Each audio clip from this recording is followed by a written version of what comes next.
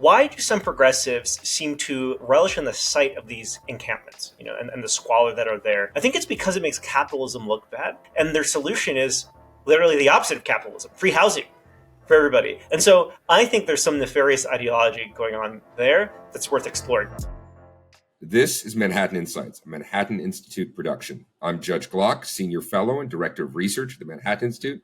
I'm here today to talk with Ilan Wurman, an Associate Professor at the Sandra Day O'Connor College of Law at Arizona State University, the author of books on the 14th Amendment and originalism, and importantly for this conversation, a practicing attorney who's also sued the state of Arizona, or the governor of Arizona, the city of Phoenix, and has brought some of his academic research to bear in these lawsuits. Ilan, thank you so much for joining me. Yeah, thanks for having me on your program. Of course. So let's start with something that's near and dear to my heart, since I was actually, we'll have to emphasize here, an expert witness in this case. Your lawsuit against the city of Phoenix to deal with the homeless problem in that city in the area known as the Zone. Why did you decide to pursue that lawsuit? Why do you think you took an original path in this lawsuit relative to some other factors or other attempts to clean up homeless encampments elsewhere in the country? And why do you think, at least so far, it has succeeded and looks like it's going to have a real material effect on the city of Phoenix? Great. I might need you to re-ask me some of those questions as I answer some of them, but I'll try to answer them in the order that you asked. So this all started, in downtown Phoenix. There is what was effectively a 1,000 person open air public encampment on the streets of downtown Phoenix. Okay, this puts third world countries to shame in terms of its the squalor and the humanitarian crisis that it created. And I have one of my clients actually in the lawsuit that you referenced against the governor a few years ago. That was during some COVID litigation that I was involved in. Has a property down there, and there are lots of other property owners down there, like someone who lives and owns in an art gallery. There's a sandwich shop down there, and they've been hurting for a long time because of this. They've been trying to work with the city for years over this crisis. It really spiraled out of control in 2018, 2019, which I'm sure we'll get into a bit more. It has something to do with federal court decisions, Martin v. City of Boise, that I know, Judge, you are familiar with. And one of my clients basically just said, Ilan, we've got to do something about this. And well, I have the benefit of being a tenured law professor, and I can take certain cases that other people might be too afraid to take. Now, it turns out that I was right about this, and history was on our side, and public opinion is shifting in our favor. But basically, that's how the story of this lawsuit started. In terms of the merits of the lawsuit, the substance of the claims that we're making, I do think it's very important to emphasize a few things. So this was a public nuisance lawsuit. Public nuisance is very old common law involving property rights. There are private nuisances, there are public nuisances. Basically, anything that interferes with the public use of the public rights of way, or if there are certain obstructions or conditions in the public that interfere with your private use of property. So having on public property loud noise until 2 a.m. can create a both public and private nuisance. Obstructions on the streets can create a public nuisance, and so on. And so we brought this public nuisance theory, this public nuisance claim. And the relief we were seeking is we wanted to get the city of Phoenix to abate the nuisance. It's on their land. We wanted a declaration that it was a public nuisance, and we wanted them to abate it or to clear it out, to clean up the nuisance. We were not seeking damages. No one in our lawsuit has anything to gain from this.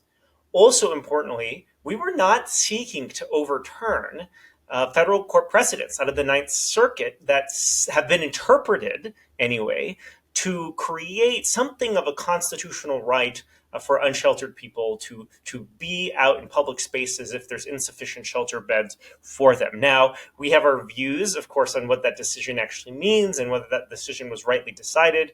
But our point was that we don't want to conflict with the Boise decision. We think there are things that the city can do to abate this public nuisance, this public encampment crisis, while complying with the constitutional rights of unsheltered persons. So that was the theory. Another, by the way, advantage of the public nuisance theory is even if these federal court decisions, which may be reviewed by the Supreme Court this coming term, by the way, even if the Supreme Court reverses these Ninth Circuit decisions that we've been talking about here, at most, that would mean that cities have discretion to enforce camping bans and sleeping bans. But if there's a declaration of a public nuisance, all your discretion goes away. You have to abate a public nuisance. There's no lawful right or there's no discretion for a city to operate or maintain a public nuisance on its lands. So that was the theory.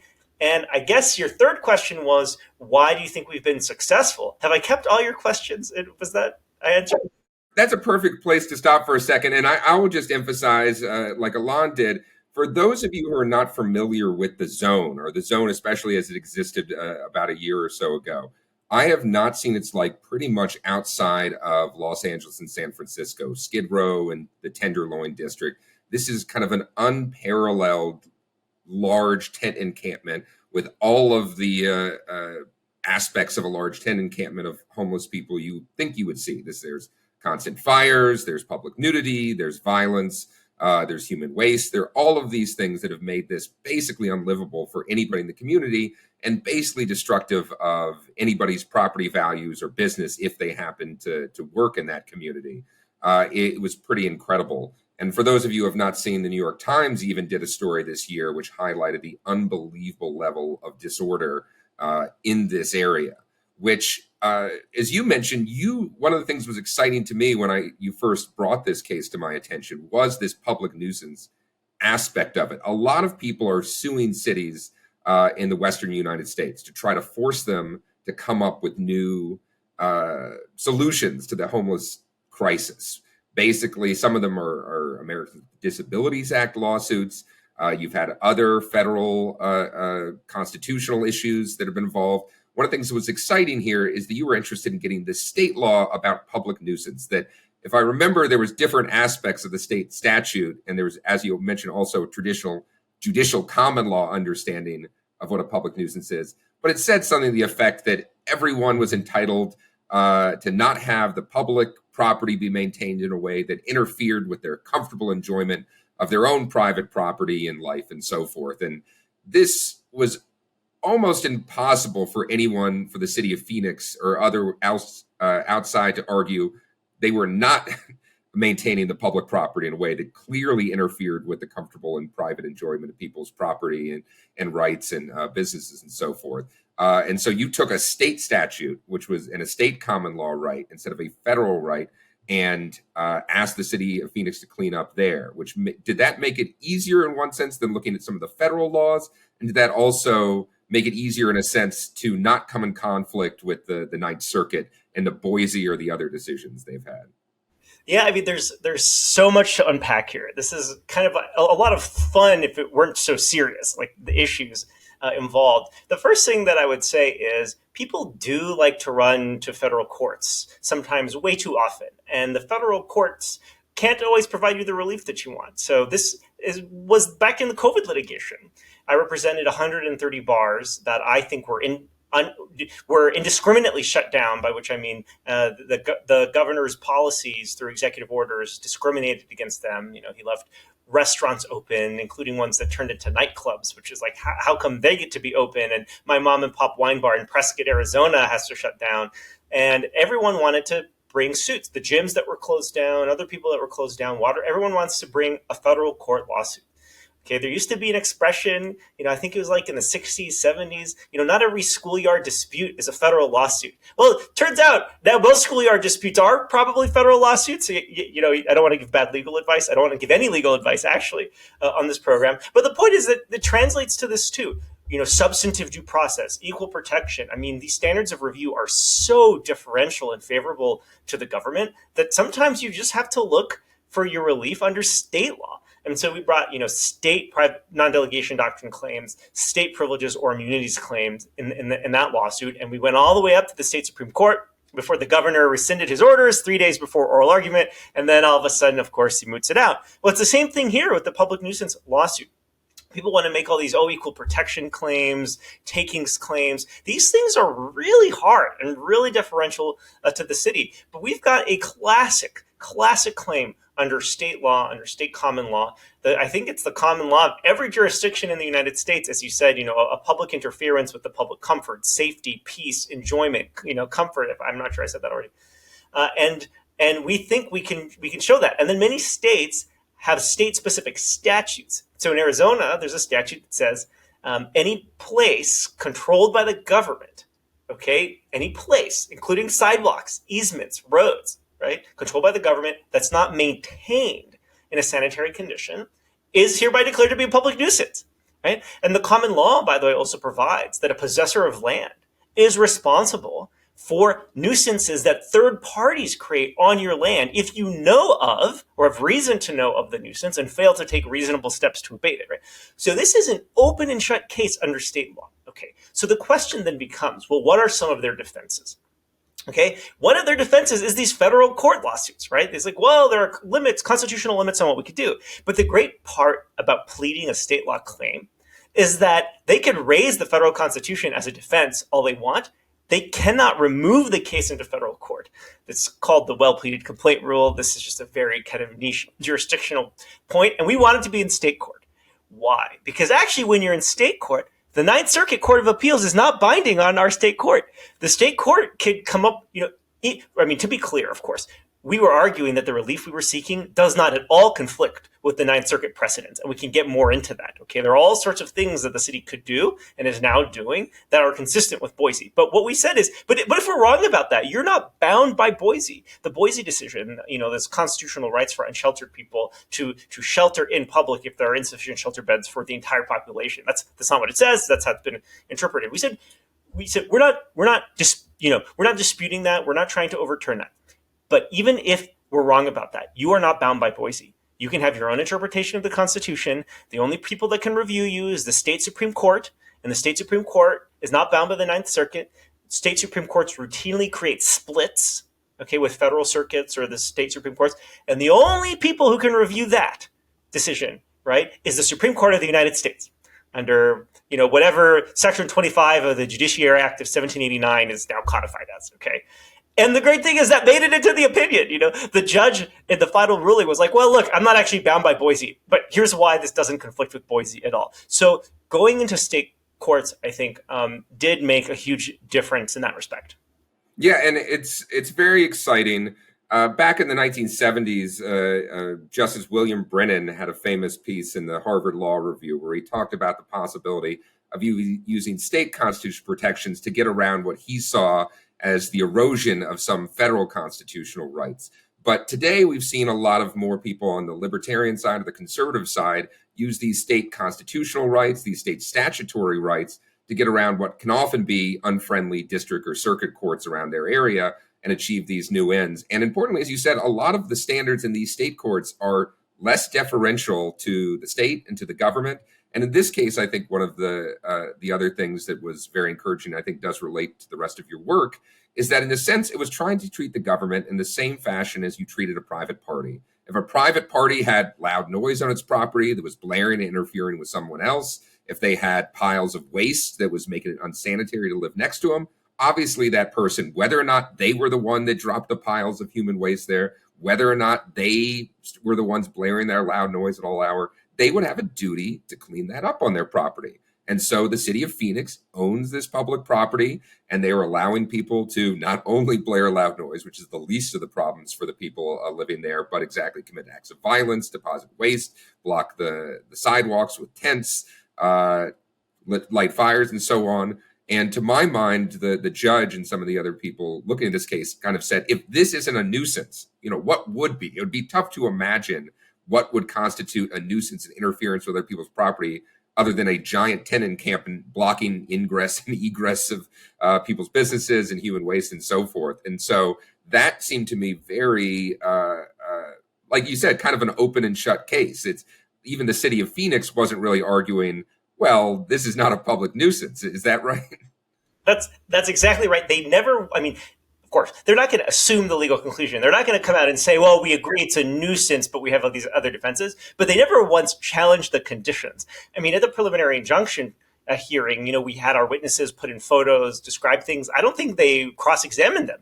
They're just like, we have no questions for this witness. Like, there's no doubt, like, the city's own documents described the conditions in downtown as biohazardous, as biohazards. The city's own cleanup crew showed up in hazmat suits to do some of their deep cleans when they did the deep cleans. The city's own cleanup crews and medical personnel and fire personnel were accompanied by security. Fire department won't respond down there without police officers. Okay, well, wait a minute. Our guys, our property owners, our business owners, the people who actually live, homeowners who live down there, they don't get security from the city. They don't have hazmat suits, and they live in it. And so no one questioned these conditions. I mean, the photos, you remember our complaint. It was basically a picture book. It was an illustration. And we introduced all these photos at trial, including really, really shocking photos, including, an unsheltered person, trigger warning, I guess, to your listeners, but bending over, one of our plaintiffs' walls and spraying diarrhea on the wall. And we put all of that into evidence. We showed illegal environmental discharge as the storm drains are cluttered with human feces. They're cluttered with garbage and so on. We showed, rats, mosquitoes, disease transmission, the violence, the drug use, the fentanyl foil, and the odors. I mean, so we showed all of that, and they didn't dispute any of that. What the city did dispute is what you hinted at. They said, well, we are different than some private property owner. Okay, we've got discretion. We have limited law enforcement resources. What you're asking us to do requires law enforcement discretion. These are discretionary duties, and we are subject to governmental immunity statutes or governmental immunity defenses. And we expect other cities to raise this argument too. We've replicated this suit elsewhere, but that's nonsense. And we convinced the judge that that's nonsense. Okay.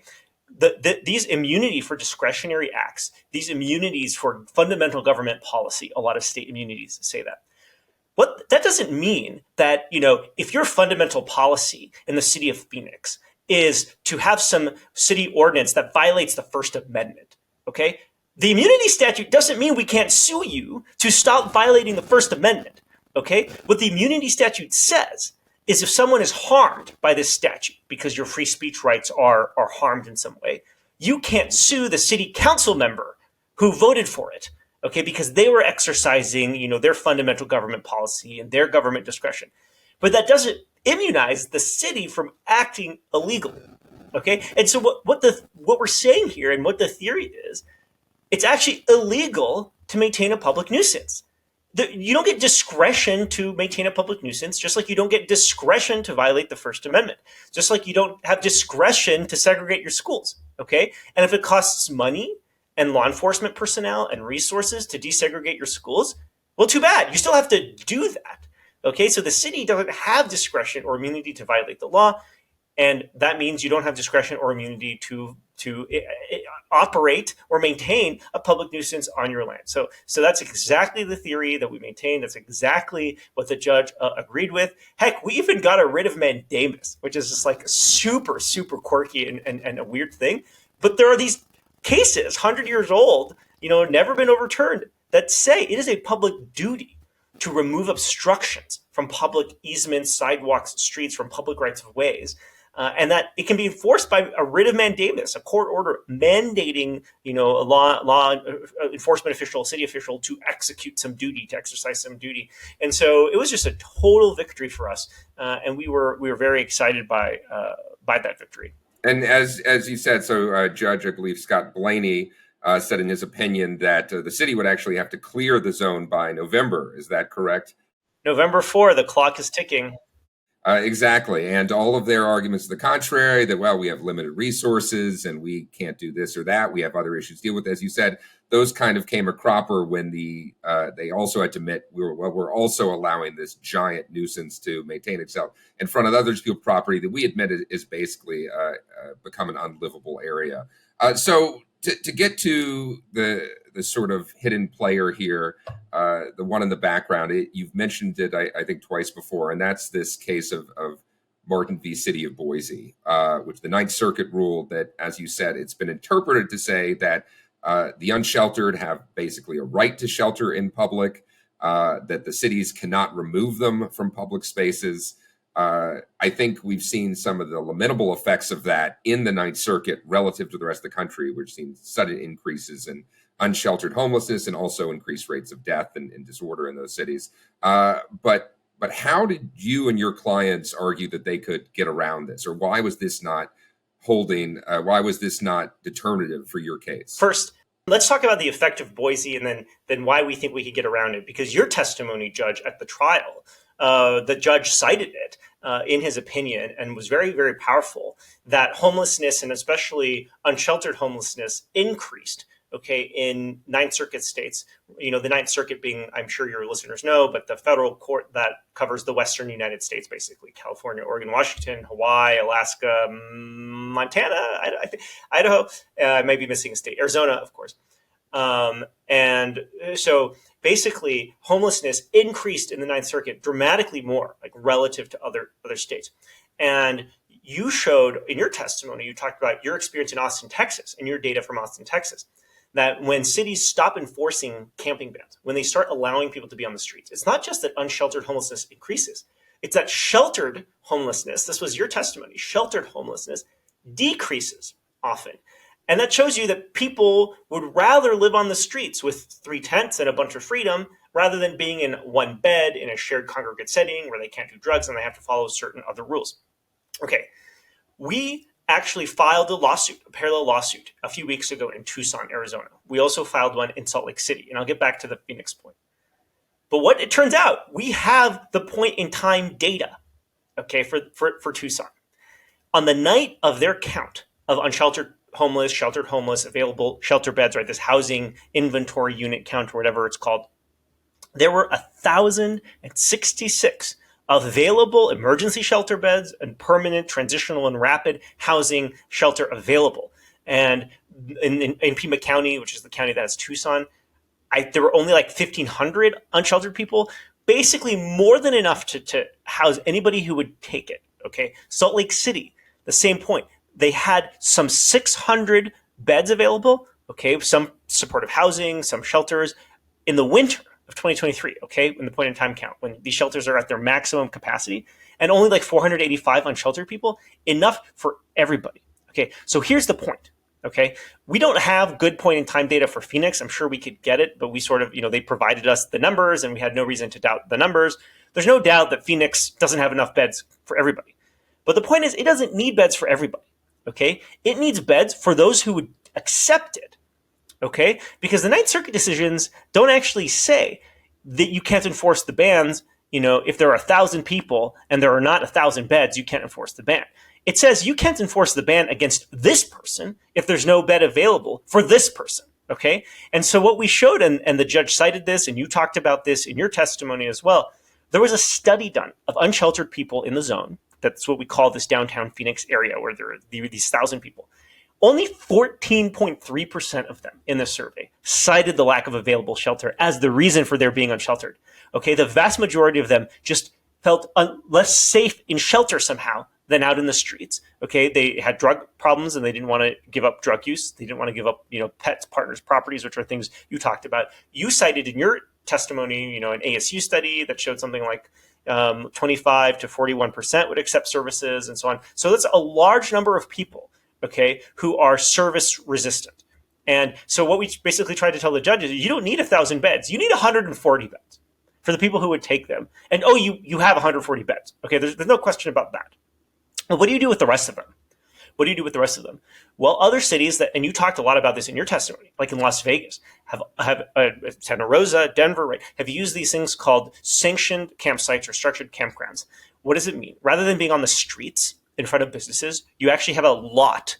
You can probably describe these better than I can, Judge. But you have a lot where you have the tents that are spaced out. There are rules. There are facilities provided, and so on. And there's security. And what this means is, you don't want to follow usually they're low barrier. Sometimes they have some rules.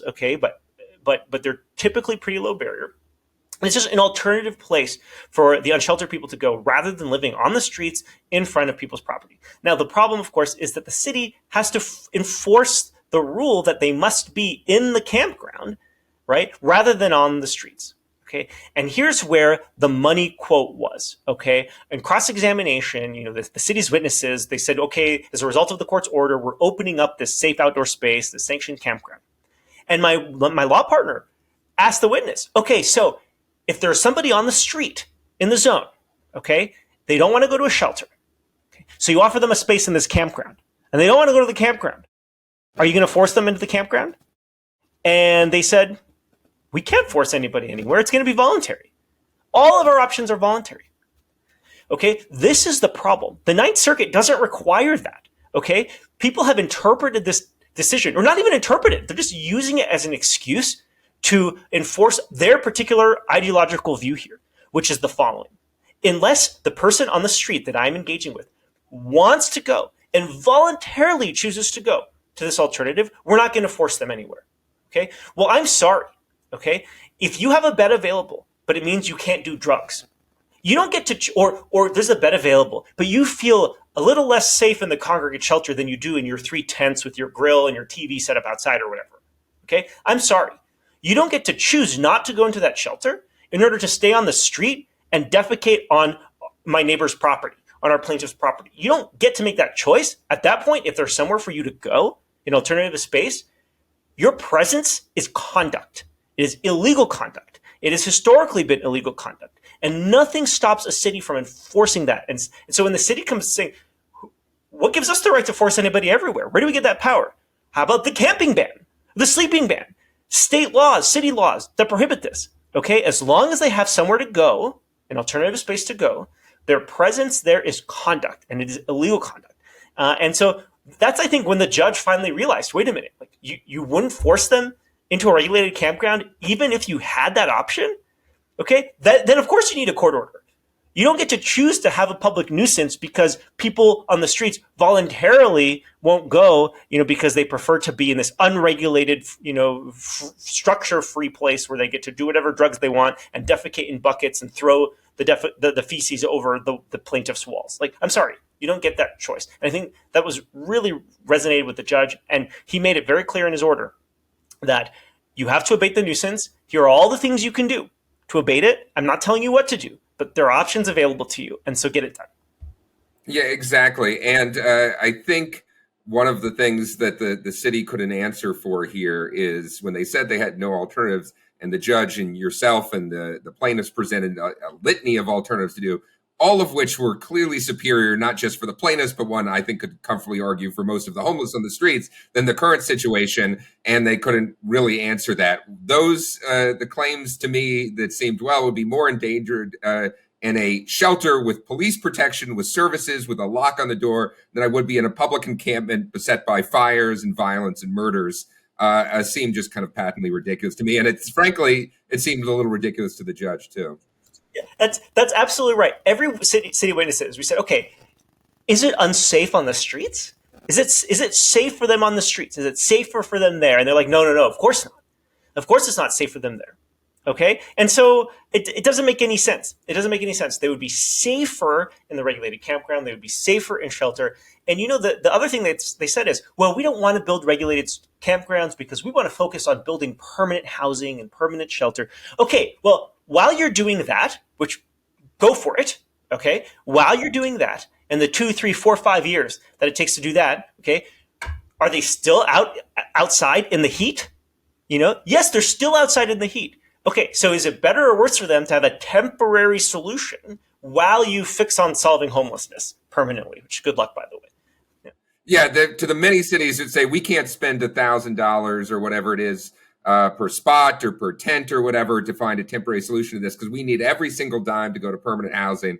And you mentioned 3 or 4 years, but many cities have said, well, our actual plan is to solve this in a few decades with a sufficient permanent housing. And then, like you, I think the best response is, well, what do you do in the meantime? If the solution to this absolutely atrocious problem, which in Phoenix has led to well over 700 deaths a year of the homeless, most likely well over 800 when you look at the uncounted, where that rate is rising, to have that continue for years or even decades just because, well, that few $1,000 we can go to make someone in a safer situation should be saved for this permanent house that's going to be built 10 years from now just seemed a little ridiculous. And I think, again, both.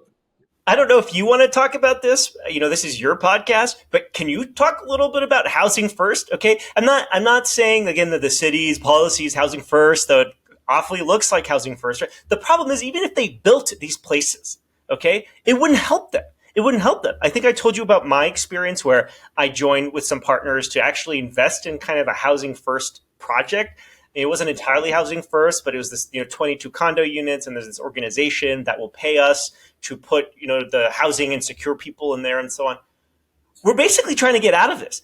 These people don't need housing; they need help. You put them in the house, they're gone in 6 months. $40,000 worth of damage. It's insane. They don't need housing; they need help. We've seen this again and again. And yeah, even if they're claimed that we built a permanent housing unit for all of those people out in the streets, that's going to quote unquote solve it. That doesn't take into account, hey, the homeless happen to be fairly mobile. If you look at cities like Austin or San Francisco, it's often about a third are coming from outside the city, larger proportions of the unsheltered.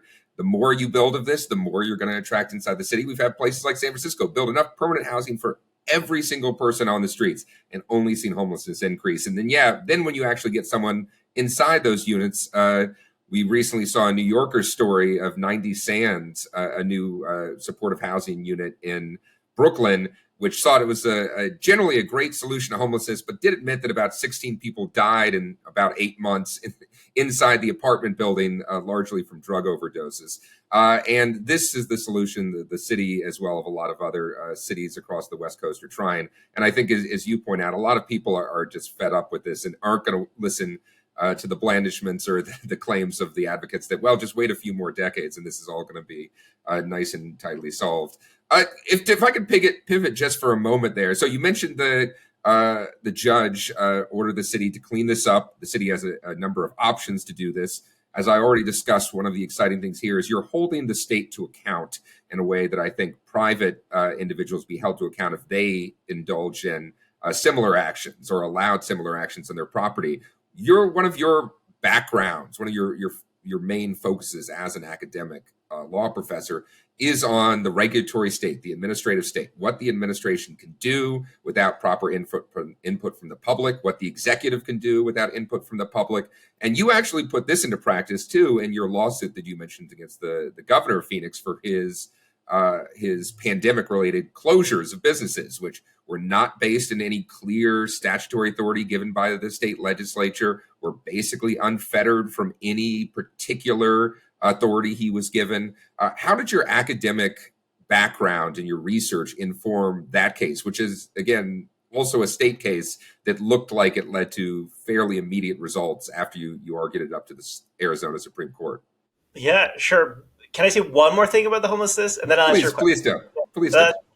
Thinking about this housing first, why do some progressives seem to relish in the view of, not all progressives, by the way, but some progressives relish in the sight of these encampments, and the squalor that are there. The city of Phoenix had this incredible brief where they described how these nonprofits were trying to interfere with the city's cleanup efforts and saying, no, you can stay right there if you want, to all the unsheltered people. I think it's because it makes capitalism look bad. And because you look at capitalist society, people living in such squalor, so many winners and losers. And so I think it makes capitalism look bad. And their solution is literally the opposite of capitalism, free housing for everybody. And so I think there's some nefarious ideology going on there that's worth exploring. But okay. Well, I'll add to that, which I think is important. Some activists have not been shy about stating that one of the reasons here to allow the encampments is to rub raw the wounds of discontent, to make people clear that the homeless solution is going to require many more funds, much more effort, much more public taxing and spending than the previous situation. And when they repealed the camping ban in my hometown of Austin, Texas, you heard a lot of that same language. Well, now it's in your face. You're going to have to deal with it. You're going to not pretend it's not an issue anymore. And well, we know what that means. It doesn't mean a new enforcement policy. It means spending a lot of money on indefinite free housing for anybody who wants it, basically. There are people saying the quiet part out loud then. Oh, yeah. No, some people have been very open, including in the cities that have almost formally embraced a public camping policy, saying, well, you need to be made aware of the homeless problem. And that's one of the great successes of our refusing to enforce the camping bans, is because now people are going to have to recognize we have to deal with homelessness. No, they've been very open about that, which is quite unfortunate. But again, luckily the public does not take too kindly to those sorts of efforts when it's shoved directly in their face. They have, in fact, an opposite and not surprisingly less compassionate relationship to that than when they actually, the homeless are viewed as someone who can get help and can move ahead with their lives into shelter or somewhere else. But there you go. No, it's a real tragic political ploy among some.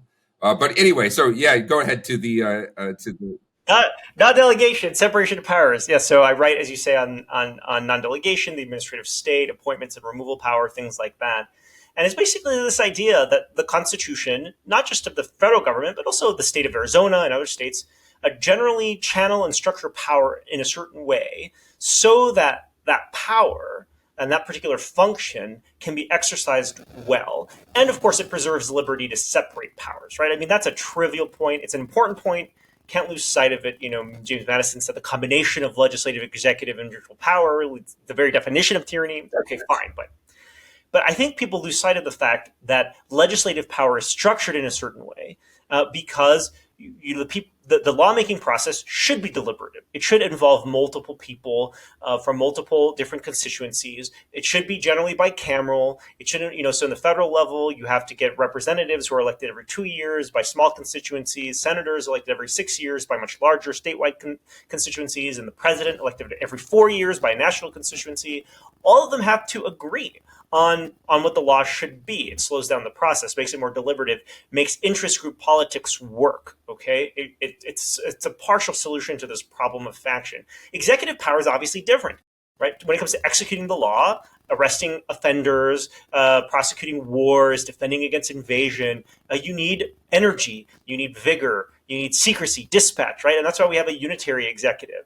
And when it comes to judging, and what I mean by judging is resolving the matters in the core of the judicial power, divesting someone of private rights before you can send someone to jail, before you can take their property away, before you can sentence them to death. Okay, you need a sentence of a court, and the judges have lifetime tenure. They have salary protection. Obviously, doesn't apply to members of Congress. Doesn't apply to the president, because you want these judges to be insulated from political influence. So power is divided, but it's also structured in a certain way so that each function will function well. Okay. Well, what happens in the modern administrative state? I don't know if your listeners are familiar with public choice theory, but it's this idea that government officials are motivated by the same self-interest that private market actors are motivated by. It doesn't necessarily make it a bad thing, right? But it makes it something that has to be taken into account. So regulatory capture is an obvious example. But public choice theory sort of explains the growth of the modern administrative state to a certain degree. I mean, there's also public interest arguments, and I don't mean to downplay those. But what Congress does today is it passes these broad statutes. Okay, some are not nearly as broad as I'm saying. I'm making a point here, right? We shall have clean air. Okay, obviously the Clean Air Act is a bit more technical and detailed than that, but that's the thrust. But not too much more technical and detailed than that. There's a lot of authority basically to protect the environment, et cetera, et cetera. Now regulators, EPA, go forth and do your best. Yeah. So EPA promulgate national ambient air quality standards requisite for the public health with an adequate margin of safety or something like that. And so all of a sudden they get brownie points on the front end. Who doesn't want clean air? Yay, I'm going to vote for my congressperson, because they voted for clean air. And then, that coal plant's got to shut down. I didn't mean that. And then the member of Congress can lobby the agency on behalf of the constituents on the back end. And so you get brownie points on the front end and the back end. Anyway, the result of this is basically that we have these statutes with these broad statutory mandates. Do what's fair and equitable, just and reasonable, do what's feasible, do what's in the public interest. And it leaves a lot of the details of the regulation to the administrative state. Well, when you've got basically lawmaking being done by the administrative agencies, it undermines this structural, the way the constitutions of the states and the federal government structure legislative power, right? So that it functions well, so that it's deliberative, so that you have different constituencies. Now, of course, there are defenses of public administration. You have the notice and comment process, and it often does meet some of the criteria for what scholars call deliberative democracy, public participation. But still, it's a very different structure, okay, than what the Constitution envisions. And so, in the COVID litigation, this was the start. Look, this was the most important separation of powers issue of our time. Yeah, I think, for a lot of us, the COVID era was a wake up call for separation of powers because someone at the time, I lived in California, you could have, depending on what your county public health official said or what the state governor said or something else, they had a bad day, a biscuit didn't digest right or something. They could ban where you could go, where you could walk, where you could move with your family. They could ban what businesses open, which ones shut, when they could shut, with basically no input from the public whatsoever. And again, it could be on a very day-to-day basis. And they could change they would claim they would be following some scientific consensus. But if you tracked that, it didn't seem to have any sort of connection to whatever governors or local officials were doing on a day-to-day basis. And again, they did this basically with the stroke of their pen. Whenever they wanted to change the rights of somebody, they could eliminate them in a moment. They could close your business, they could end your career, and nobody basically had any say into it unless some people were starting to sue and litigate about the problems with this extreme delegation of power to governors and executive officials. And that's what you did in Arizona. Yeah, that's absolutely right. So in Arizona, we have a statute which we borrowed from, guess where? California, okay, in the 1970s, that delegates to the governor all police power of the state in the event of an emergency. An emergency is actually defined pretty broadly. What is all police power of the state? The police power is just the legislative power. Okay, it's just historically the police power was the power to regulate for the health, safety, welfare, and morals of the people. But that just means to legislate for the common good. I mean, that's just the legislative power. Okay. One funny story is the Fraternal Order of the Police filed an amicus brief in that case. I don't think they understood what we meant by police power. I mean, it was super weird. Signed by a real lawyer, by the way. But anyway, okay. So the point is, we said, look, there's no clearer example of a naked delegation of legislative power. Governor, do whatever you want in the event of an emergency. There's no time constraints. There's no standards in the statute. Do what you think is necessary. All right. And they did everything, shut down bars, but not restaurants. Okay, restaurants go to 50% capacity at one point, and bars are still closed. And okay, take all the chairs away, so it's no standing room where everyone has to be sitting. Totally random, totally weird. Now look, it happens to make the point for us better that they were wrong about all of this. And people are now recognizing this, that they were wrong. The scientists, the public health authorities were wrong about the science. They were wrong about lockdowns helping. And so it helped. But even if they were right, just imagine that kind of power in the hands of someone you disagree with, right? In the hands of someone who's not smart and wise. Okay. John Locke famously said that a good prince is more dangerous to the liberties of the people than a bad prince. Because if there's a good prince, everyone will just acquiesce in giving power to the prince, and power will accrete to the prince. And then all of a sudden, you're going to have a bad prince next, and you have a precedent for all this exercise of power, right? So the point is, unchecked power is just a really, really bad thing. And so that's what the non-delegation doctrine is there to enforce, this idea that you can't delegate the legislative power. You can't just delegate broad policy-making authority to non-legislators, to executive branch officials, to the governor, to public health agencies. And there were some good cases to come out of this, I think primarily in Wisconsin, but most Supreme Courts chickened out. Ours, I love them all dearly. I count some of the Supreme Court justices as my friends, but the governor rescinded the orders 3 days earlier. Let's call it moot, And so they tried to avoid this. Now, this problem is at the federal level too, and I will say that I suspect that we'll be seeing less, or fewer, I should say, non-delegation challenges going forward because of what's called the major questions doctrine. So let me just highlight this real quick. It's this idea that these broad delegations of authority, the non-delegation doctrine says you can't delegate certain kinds of questions. The major questions doctrine says, well, even if Congress or the state can delegate it, we're going to presume that they didn't unless they were clear about it. And so this reins in the non-delegation concerns a bit, because a lot of the times, these non-delegation concerns arise when agencies totally misinterpret their statutes or do something totally new and adventurous. Like West Virginia v. EPA, the EPA decided to regulate the mix of energy resources that it would allow. How much clean energy do we want? How much coal will we allow? All because, it allows them to regulate systems, okay? But if you look at the context of the act, the history, how it's used in other parts of the statute, what they mean by a system of emissions reduction is a system within the plant, like a process. within a plant. And they said, well, system of initial emissions reduction sound like the national energy system. Well, sure, anything can be a system in that sense. The question is, the statute means system as in process within a plant. And the Supreme Court basically said, look, if it truly meant you can regulate the whole national energy system, that's a major and controversial political question and major economic question. We're not saying Congress can't give you that authority, but we're going to presume it didn't, unless it speaks clearly. Well, all of a sudden, that will rein in a lot of these more adventurous agency interpretations, both at the state level, if states adopt the major questions doctrine like Arizona has, and at the federal level. And so as a result, we'll see less of these non-delegation challenges in the future. Very interesting development.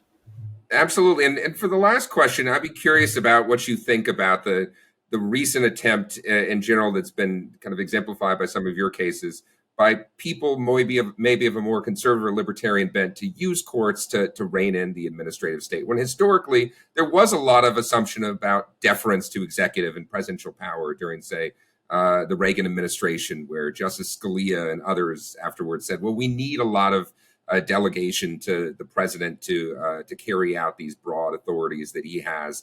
And now we've seen a lot of people perhaps recognize, again, partially the pandemic, partially because of the extended growth of the administrative state over the past 30 years, that giving that sort of unfettered discretion, no matter who's at the helm, can be very dangerous. And therefore, courts have a very important place in pushing back against the executive, despite the traditional concern about courts getting too involved in executive branch questions of policy and so forth. So how do you think it's essential, or why do you think it's essential for courts to have a say here, not just to rein in the executive state in general, but specifically to use courts as a counterbalance to it? It's amazing the kinds of U-turns academics do, politicians do, when all of a sudden they lose control over the judiciary or lose control of the executive branch. I mean, what you say about Chevron deference, for example, deference to agency interpretations of law, that started in the Reagan administration. The case that was below, the Chevron case, was against Justice Gorsuch's mother, who was the head of the EPA administrator, right? When the EPA was trying to sort of liberalize in the sense of giving more freedom to plants, to power plants to comply with the law.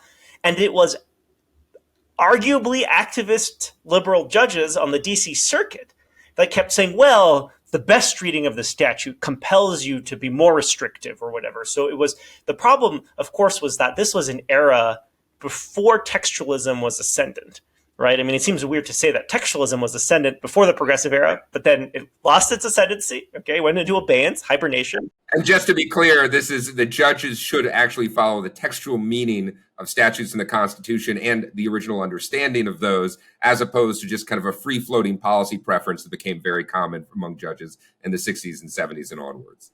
Exactly. And so they rely on and the non-textualists, proposivists relied on broad statutory purposes to interpret language that's plausibly ambiguous, but probably not even really ambiguous. But, as long as there was a plausible ambiguity, they would read purpose into the statute, and then they would force sort of liberal policy preferences on conservative administrations. And so this is why the Chevron arose in 1984 in the midst of the Reagan administration's effort, to have a slightly more industry-friendly policy. And then, of course, what happens is, you lose the courts eventually, and liberals have the White House quite often, and so it's like liberals really like Chevron now, in a way. Conservatives like Chevron less, of course, now that they have the courts. But to be fair, I will say that certainly the conservatives were consistently anti-Chevron deference in the Obama administration and in the Trump administration, so there is some consistency there. But yeah, look, the question, of course, is what kind of, in my view, anyway, not of course, in my view, what kind of questions are these? Okay. If these are legal interpretive questions, I have no reason to give deference to an administrator, just like I would not give deference to a United States attorney's interpretation of the campaign finance laws. Okay. I'm sorry. You can be the prosecutor. You can have your interpretation of the law when you bring the suit. But the reason why we have lifetime tenure judges is precisely to decide in an apolitical, insulated, deliberative, cautious manner what the statutes actually mean, even if that's going to be hard sometimes, right? And so why put a thumb on the scales of the executive branch here? You wouldn't do that for U.S. attorneys. Now, Of course, the problem is sometimes the law runs out, as Justice Kagan said in a recent case. Sometimes the law really leaves a gap. It really doesn't answer this question. And I wonder, by the way, if Chevron was itself one of those cases. I won't get into that. What is a stationary source? Is it a single emission smokestack? Is it the plant as a whole? Actually, it's not clear. The definitions apply to either. Well, what do you do? What do you do in that situation? And maybe deference is okay then, because that's not really interpreting law at that point. If the law has run out, as Justice Kagan has said, then it's just interstitial gap-filling policy making, and that is expertise that belongs to the political branches, to the executive branch, and so on. And so deference has a role in the administrative state. It has a role to effectuate administrative expertise and so on. But that doesn't mean you have to abdicate the judicial role. So I think some amount of rebalancing is important here. I do think if you get rid of Chevron deference, it will not get rid of deference, because you still have those problems that are not interpretive, that are policy questions. And deference, I think, is okay with respect to that. So I do think courts have a role here. They need to reassert the role a bit more. But they have to be careful not to go too far in the other direction. I've been talking today with Ilan Wurman, Associate Professor at the Sandra Day O'Connor College of Law at Arizona State University. Thanks so much for being part of Manhattan Insights. Thank you. Listeners, don't forget to check out his work for the Manhattan Institute. We'll link to a scholar page in the podcast description. If you like what you heard on the podcast, please feel free to write a review wherever you listen, and be sure to tune in to future episodes of Manhattan Insights.